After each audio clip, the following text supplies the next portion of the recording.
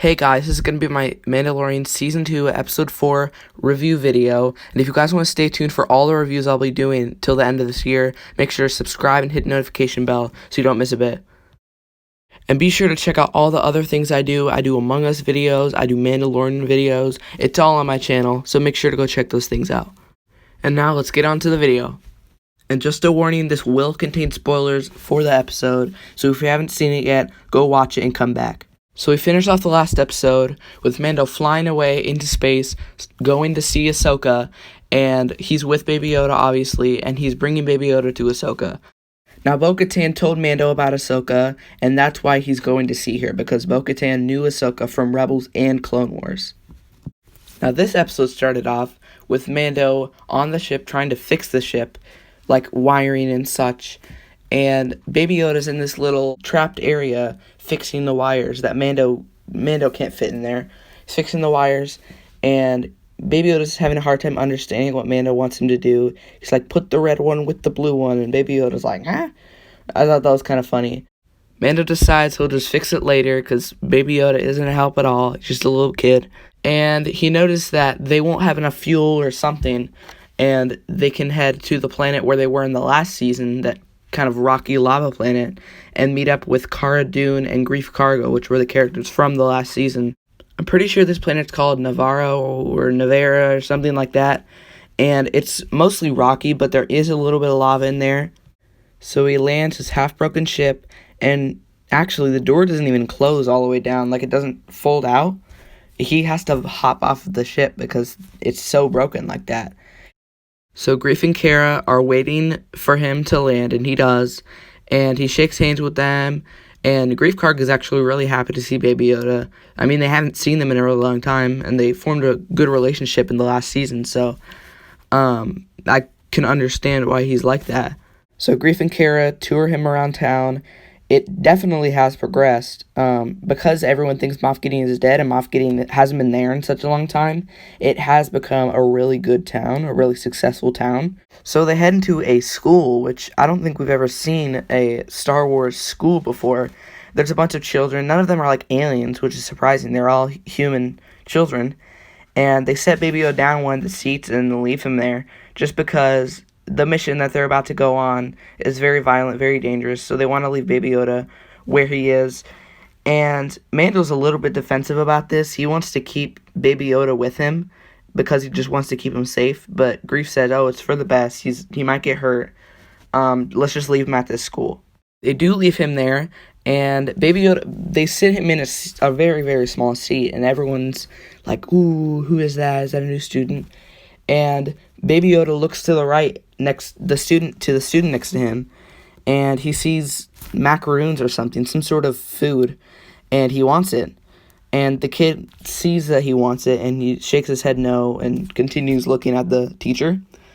And Baby Yoda, while the kid's not looking, he uses the Force and pulls the macaroons toward him, and he steals all of them, and he starts eating them, which I thought was kind of cute, but kind of mean at the same time. So after they drop off Baby Yoda, they meet up with the blue amphibian from the last season. I believe he was in the pilot episode. Yeah, I think that's right. The pilot episode. It's the guy that Mando brought in to Greef in the very beginning. There is a bit of awkwardness between him and Mando, just because, I mean, why wouldn't it be awkward? So somehow the blue guy owes Greef Karga something. So he has to pay all that off with work, and he has to actually work for 350 years, which I was surprised at. But I guess their species lives longer, like Baby Yoda.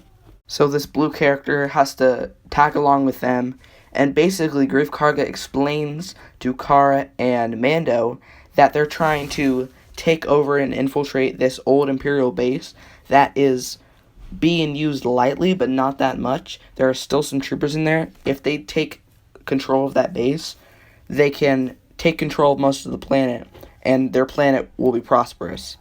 Their planet will be free of Imperials and any other bad things. Greef and Cara have made such a connection to this town that they want to do what's in the interest of all the people, and they want to save this planet from being destroyed by Imperials. So they head off using I'm just gonna call him Blue Man's speeder, and it's a very, very long ride. It's on the other side of the planet, so it takes them a little while to get there. But finally, they get there. I don't know the whole process, but they pretty much shoot the button of the door, and it explodes and opens. And Mando uses his jetpacks for, I think, one of the first times in this season.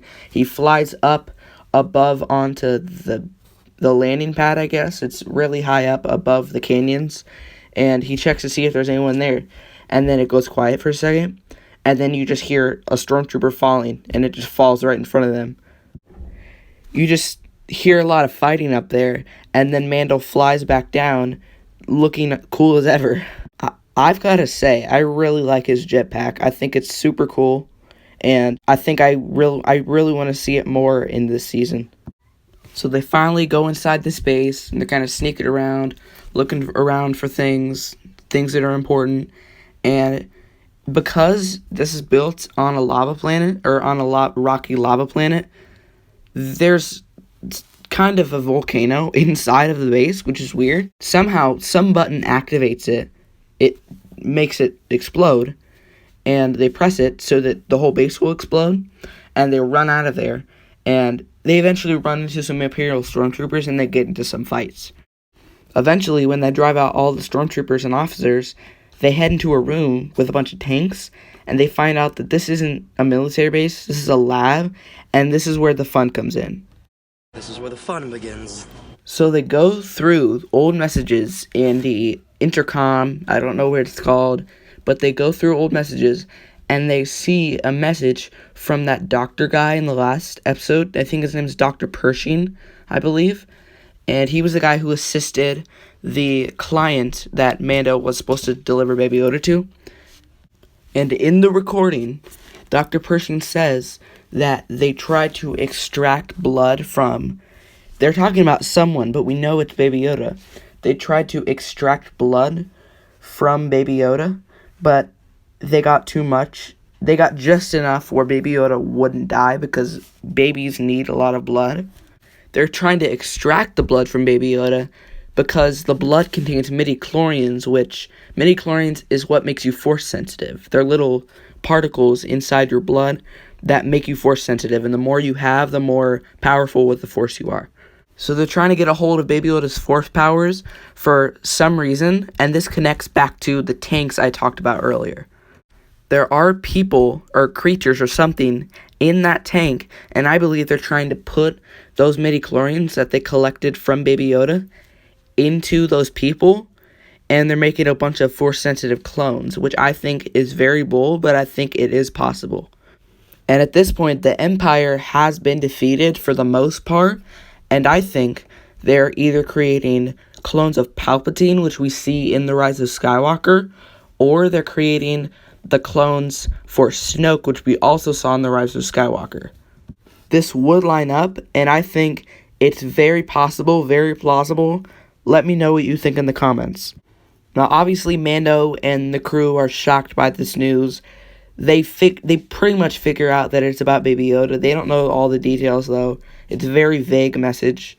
So they get out to the docking bay, or the landing pad, where Mando was up at earlier, and there are a couple of stormtroopers shooting at them, and they're trying to get away because they know they've came what they're looking for. They've activated the volcano, and it's going to blow. So they steal a trooper transporter, which is not meant for flying. It's a hovering, it's sort of like a car, but it transports along the ground. And remember, they're up really high, so there's no way for them to get down except for driving the transporter off of the cliff, which is what they do. Now, Mando isn't with them in this ship. He has his jetpack, and he's flying around fighting the other stormtroopers out on the docking bay, and he eventually joins them. He flies around while they're driving the transporter. And some scout troopers with speeder bikes chase after them while their damaged transporter goes down through the canyon. Very cool action sequence, and when it seems like they're about to lose, Mando shows up in his ship, and he shoots down the TIE fighters that are chasing after them. The entire Imperial base explodes behind them. They've won, they head back to the town, and they cool off. there is actually a rebel analyst at the town who is willing to talk with Greef Karga about what the implications of destroying this base was, how everything worked, and Greef Karga just kind of shoos him away. He doesn't really care. And this rebel analyst also talks with Cara Dune, and she actually served for the Empire for a while, but she got sick of it, so he's talking with her. He tells her, hey, you can join the rebellion anytime. You're a good fighter out there. I saw you. You were great. You should join the rebellion. She dismisses it just because when she served for the Empire, she lost a lot of friends and a lot of family members, and she doesn't want to go through that pain anymore, so she dismisses it, says no, and he leaves a badge there for her in case she ever accepts again. So Mando heads back to the school, he picks up Baby Yoda, and he says his farewells to Cara and Greef and all the town's members, and he leaves, and he heads off into space. So it cuts to Moff Gideon in some sort of lab with a couple other people. He's talking to people, and he looks up at this display, and it has Dark Trooper armor on it, which I believe those aren't canonized right now, but I guess they are now because Mandalorian is canon.